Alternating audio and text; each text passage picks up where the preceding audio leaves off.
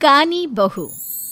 किशोरी लाल जी के बेटे राघव की शादी की बात जगह जगह चल रही थी, लेकिन किशोरी लाल जी को कोई लड़की पसंद ही नहीं आती थी। और उसकी एक ही वजह थी, किशोरी लाल जी का लालची होना। उनको लड़की वालों से मोटा दहेज चाहिए था और इसी चक्कर में एक दिन वो एक बहुत पैसे वाले के घर अपने बेटे का रिश्ता लेकर पहुंचे। उस आदमी का नाम था ओम प्रकाश। देखिए किशोरी लाल जी, मेरी एक ही बेटी है और मेरी सारी संपत्ति जायदाद सब कुछ मेरी बेटी नैना का ही है। पापा, नाम से लगता है बहुत खूबसूरत होगी। कितना अच्छा नाम है ना, नैना। ओ, वैसे बात तो सही है आपकी। अब इतना पैसा है, जमीन जायदाद है, इकलौती बेटी, आप भी क्या करेंगे? सब कुछ उसे ही देंगे ना। बिल्कुल ठीक पहचाना आपने। बस बेटी की शादी और सारी जायदाद उसके नाम। पापा, बिना देखे हाँ कर दीजिए ना। इतना अच्छा रिश्ता फिर कहाँ मिलेगा? माला माल हो जाएंगे हम। मैं अपनी बेटी को बुलाता हूँ। अरे नहीं नहीं नहीं नहीं, आपकी बेटी का नाम नैना है, सुनकर ही लगता है बहुत सुंदर होगी। रहने दीजिए अंकल, मैं तो आपकी बेटी के नाम से ही इतना खुश हो गया हूँ कि उसे बिना देखे शादी करने को तैयार हूँ। अब तो मैं उसका चेहरा सीधे शादी के बाद ही देखूंगा। और इस तरह राघव नैना का चेहरा नहीं देखता और उससे शादी कर लेता है। शादी के बाद अपनी सुहाग रात पर जब राघव नैना का घूंघट उठाकर देखता है तो नैना की आंखें बंद थी। कितने खूबसूरत हो तुम नैना, जरा अपनी आंखें खोलकर मेरी तरफ देखो तो सही। नहीं, मुझे शर्म आती है। अरे, मैंने तुम्हें शादी से पहले भी नहीं देखा, और अब अगर तुम आंखें खोलकर मुझे देखोगी भी नहीं तो मुझे अच्छा कैसे लगेगा? इससे पहले कि नैना अपनी आंखें खोलकर राघव की तरफ देखती, अचानक से लाइट चली गई और राघव नैना को पूरी तरह से देख भी नहीं पाया। अगली सुबह नैना राघव के लिए नाश्ता बनाकर लेकर आई।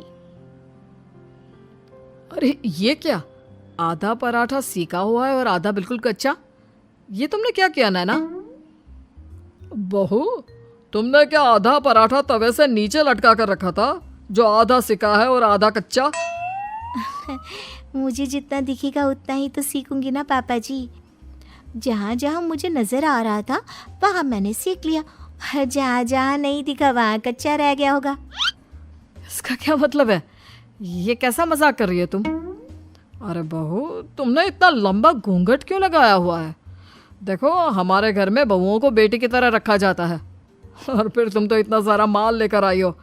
देखो, ये घूंघट डालकर रखने की कोई ज़रूरत नहीं है। हाँ नैना, पापा जी ठीक कह रहे हैं, तुम तो आराम से रहो, अपना ही घर समझो। नैना अचानक से अपना घूंघट उठा लेती है। अरे ये क्या पापा, नैना की तो एक आंख फूटी हुई है। नाम से नैना, लेकिन ये तो कानी बहू निकली। मेरे साथ धोखा हुआ है, धोखा। बिना दिखाए अपनी कानी लड़की मेरे संग ब्याह दी। मुझे कानी बीवी नहीं चाहिए। मुझे अभी ओम प्रकाश जी से बात करनी पड़ेगी। आखिर उन्होंने मेरे साथ ऐसा किया क्यों? अरे, आप लोगों ने ही तो पापा से कहा था कि आप लोग शादी से पहले मुझे देखना नहीं चाहते। अब मेरे पापा पर क्यों इल्जाम लगा रहे हैं? अरे लेकिन उन्हें बताना तो चाहिए था ना कि तुम कानी हो, एक आंख से तुम्हें दिखाई नहीं देता। किशोरी लाल और राघव नाराज होकर ओम प्रकाश को अपने घर बुलाते हैं। पापा जी, ये आपने क्या किया? शादी से पहले बताया क्यों नहीं कि नैना की आंखों में परेशानी है? अरे, आप ही ने तो लड़की देखने से मना कर दिया था। और लेकिन आप बता तो सकते थे। आपको तो हमारी बेटी की प्रॉपर्टी चाहिए थी, वो भी पूरी की पूरी। अब क्या हुआ अगर उसे आधा दिखाई देता है? प्रॉपर्टी तो आपको पूरी मिल गई ना। अरे ये क्या बात हुई? मेरी शादी प्रॉपर्टी से नहीं, आपकी बेटी से हुई है। अब ये तो पहले सोचना चाहिए था, तब तो मेरी प्रॉपर्टी देखकर तुम्हारी जुबान लप लपा रही थी। लेकिन मैं कानी लड़की को अपनी बीवी बनाकर नहीं रख सकता। पापा, कुछ करिए ना आप। हाँ, करता हूँ। देखिए ओम प्रकाश जी, आप हमारे साथ ऐसा नहीं कर सकते। और तुम देखो, अगर तुमने मेरी बेटी से शादी तोड़ी ना, तो जो भी प्रॉपर्टी मैंने तुम्हें दी है वो तो पूरी की पूरी वापस ले ही लूँगा, और आधी प्रॉपर्टी तुम्हारी भी लूँगा। अरे मेरी आधी प्रॉपर्टी भला क्यों लेंगे आप? इसलिए क्योंकि मेरी बेटी को आधा नज़र आता है और उसकी नज़र अभी तक तुम्हारी आधी जायदाद पर ही पड़ी है। अब तुम उसे घर से निकालोगे तो कुछ तो लेकर जाएगी ना। और अगर हम आपकी बेटी को अपने घर की बहू बना कर रखे तो? तो तुम्हारी पूरी प्रॉपर्टी तुम्हारी ही रहेगी, और जो मैंने तुम्हें दिया है ना, उसमें से बस मैं आधा लेकर जाऊंगा। अरे लेकिन अब आप अपनी दी हुई प्रॉपर्टी में से आधी वापस क्यों लेकर जाएंगे? अगर मैं आपकी बेटी को अपनी पत्नी बनाकर रखने को तैयार हूं तो? इसलिए ताकि भविष्य में अगर तुम मेरी बेटी को धोखा दो तो उसके पास कुछ तो रहे जो पति का हो। वैसे मेरे पास तो बहुत कुछ है, लेकिन अपने पति की कोई निशानी तो उसके पास होनी चाहिए ना। अब अगर तुमने मेरी बेटी को कहानी कहा तो तुम्हें प्रॉपर्टी भी कहानी ही मिलेगी, पूरी नहीं। जमाए राजा। किशोरी लाल और राघव समझ चुके थे कि वो बुरी तरह फंस चुके हैं और अब उनके पास वहां से निकलने का कोई चारा नहीं है। अब समझ में आया ना, लालच बुरी बला होती है। एक तो तुम्हें प्रॉपर्टी मिली, ऊपर से बीवी मिली, उसमें तुम्हें नखरे भी दिखाने हैं। आए बड़े, चुपचाप बैठो दोनों। कुछ दिनों के बाद नैना राघव की कार लेकर बाजार घूमने निकलती है और जब कार लेकर वापस आती है, ये क्या?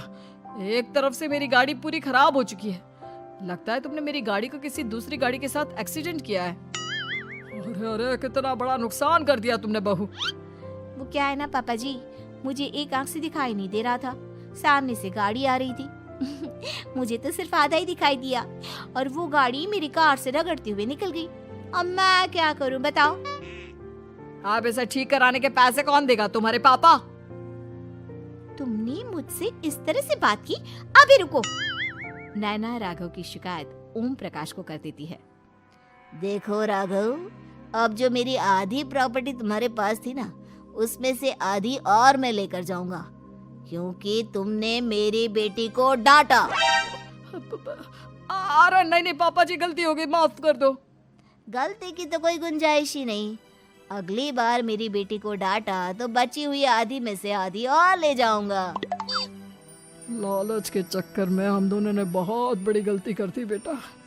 एक तो तुम्हें कानी बहू मिली और ऊपर से जो माल मिला वो भी काना। इस तरह राघव की हर एक गलती पर ओम प्रकाश उसकी प्रॉपर्टी का आधा आधा हिस्सा लेकर अपना सारा माल वापस ले गया और राघव को कानी बीवी से काम चलाना पड़ा। भाई लालच वाकई में बुरी बला है।